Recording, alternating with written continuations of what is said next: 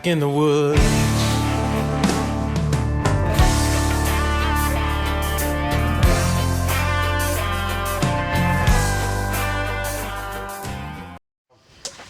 First thing that we need to talk about is really why we're even messing with primitive skills to begin with, because in my opinion you should never have to resort to a primitive skill to affect your survival or you've done something wrong to begin with, unless you've had a tragic accident where you've dumped all your stuff over the side of a boat or something like that. But even then you should still have the rudimentary tools to make fire and a cutting tool on your body all the time.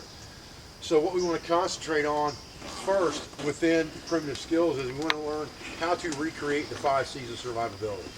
In case we've lost everything that we own, we have to be able to recreate those 5 C's. So we have to be able to recreate a cutting tool, we have to create combustion, we have to create a container, cover, and cordage. Now, the problem with these primitive elements is all of them are intertwined, and that is the problem that you run into by not having your 5 C's of survivability. Is the cutting tool, in order to make a cutting tool, it's not too tough to make just a flint shard. You can knock a piece of flint off a rock and you've got a flint shard that you can use for a cutting tool, and this was used to gut a rabbit last week in a basic class and skin a rabbit. So you can skin something and gut something with something this small, but you're not going to do a lot of the cutting needs that you need to do with this. You're going to do very little. On top of that, you're going to need some kind of a hand axe.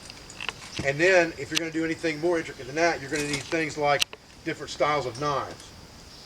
To make those requires much more intricacy and skill, much more specialized material, and the tools to be able to do that. You're not going to do that with just a rock in most instances. You're going to need things like antler tying.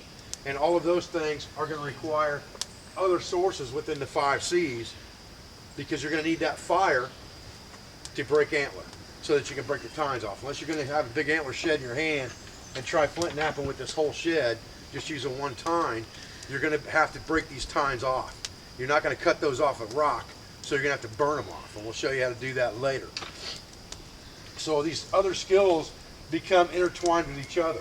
When it comes to combustion devices, unless you already have already killed something and you already have leather, or you can already make cordage, which is another primitive skill, then a bow drill becomes almost impossible, because you have to have something for the bow. So it's either going to have to be cordage or leather. So you either have to have been able to tan a hide or kill something and skin the hide, which means you're going to need something bigger than this, most likely, unless it's a squirrel hide. Then you're going to have to make this portion of it so that you can make your bow drill. Unless you're adept at a hand drill and you have exactly the right materials around you to effect the hand drill. And that's where understanding your environment and understanding how to utilize your resources comes into play with primitive skills. Because if I have the materials close by to make a hand drill, I have the skill to use a hand drill, then it saves me the cordage mess. Okay?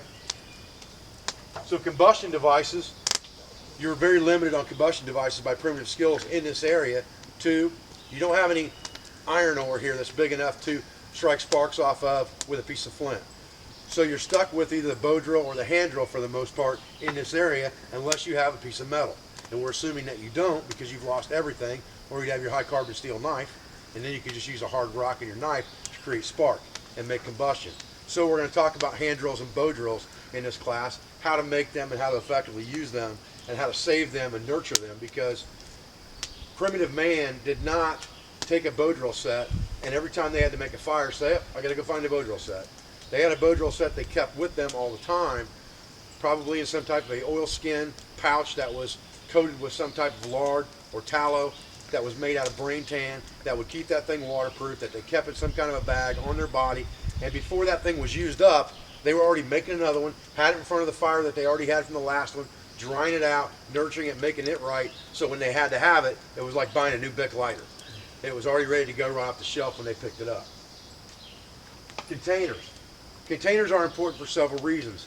Now, in an emergency survival situation or emergency scenario, if you don't have a container and you can't disinfect your water by boiling, obviously you're just going to drink the water. Chances are you're going to get sick after you get rescued and you're back home on the couch. But in a longer term situation, you may need to know how to make containers. Containers are useful for not only disinfecting water, but also for cooking, for carrying things, for making medicines, and all of those different types of things. And in eastern woodlands, you don't have a lot of options with containers because unlike the south, we don't have bamboo. If you have bamboo, you have instant containers everywhere, and it's pretty simple. In eastern woodlands, it's a little different. If you happen to wander up into an area that used to be, in the past, some type of a homestead or a farming development, or even in some cases, an old Indian development from eons ago, gourds are very feasibly to be found in eastern woodlands. So you can make containers out of gourds if you understand how to do that. You can make your containers out of clay, but again, you've already got to have the fire to do that. You can burn containers. Again, you've got to have fire to be able to do that. Or you can make baskets. And we're going to talk about those different things while we're making containers in this class. Cover is an element that you're going to have to make, and we're talking about debris huts, we're talking about wickiups, wigwams, things of that nature. We're going to talk about debris huts mainly in this class because in a survival scenario or a short-term scenario, you have no business building a large wickie like the one behind you because that wickie took 20 people in 6 hours to build. We had to harvest mud from the banks and leaves and cut down all the saplings and things like that. Whereas you want something that's quick, down, and dirty, least calorie expenditure possible to get the job done to control your body's core temperature. And debris huts are the way to do that. And we're going to show you the proper way to build a debris hut this weekend. And then that brings us to cordage. And again, you know, there's vines out there that you can use, if you can find them, that maybe possibly could be used for a bow drill. I haven't proven that out yet around here because the vines right now isn't the right time of year to be picking those vines for that purpose. But your best bets are to make natural cordage or find leather thong or rawhide of some kind if you've killed an animal. In this case, there's a brain tan thong here that would work fine. There's a piece of rawhide leather right here that if it was damp and soaked would work fine. Those two things are both animal byproducts. Natural cordages like this twine right here that's made out of yucca is not very strong. Here's the problem that you're going to run into with primitive fire with all natural materials from the landscape like natural strings made out of cordage.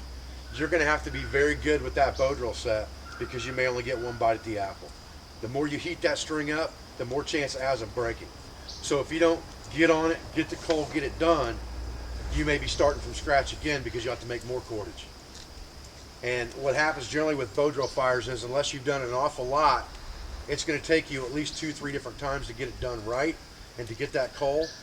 And that 2 or 3 times is 2 or 3 times you might not have with a piece of natural cordage.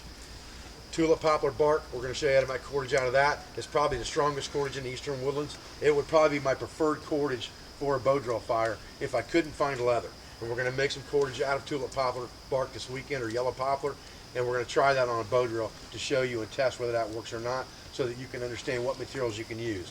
But the two inner barks that are the strongest in eastern woodlands, let's say, are tulip poplar or yellow poplar or shagbark hickory.